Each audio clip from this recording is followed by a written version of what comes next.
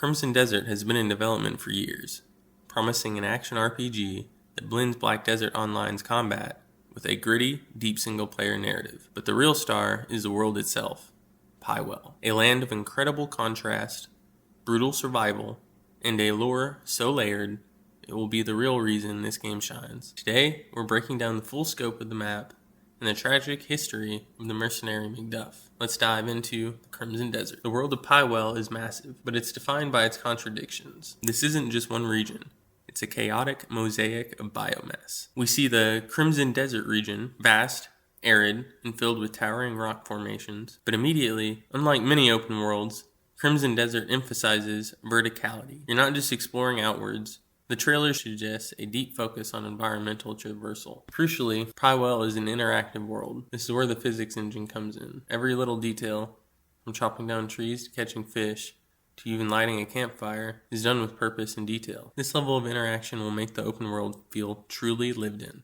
The main hub city, Myurdin, appears to be a major metropolitan center. It's here that we'll manage our resources and interact with our most important element, mercenaries. Now let's talk about the core of the game, Macduff and his brutal story. He's the central protagonist, a wandering mercenary burdened by his past. Macduff is the leader of a band of mercenaries called the Succession. Their goal is simple: survive in a world where war and myth collide. But the lore suggests that the world is falling apart because the actions of gods or powerful ancient beings. The entire political structure of Pywel is collapsing, forcing the common people to rely on mercenary companies like Macduff's. This isn't a fantasy tale of a chosen hero. It's a gritty, dark narrative about survival and betrayal in a collapsing empire. The key mechanic that ties into the lore is the mercenary camp. This is where Macduff manages his companions, listens to their stories, makes decisions that affects their loyalty and narrative path. Your choices here directly influence who lives and who dies in the unforgiving world of Pywel. This focus on an internal party system,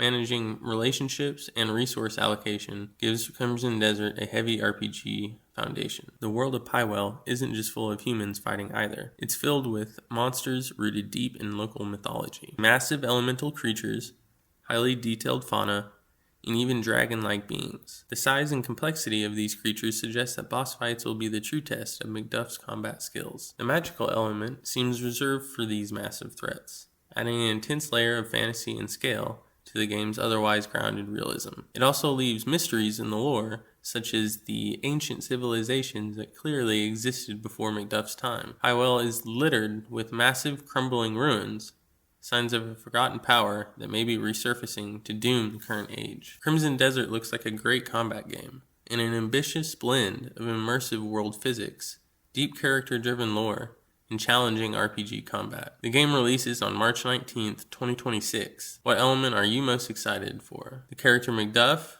the combat, or the world of Pywel? Let me know in the comments below.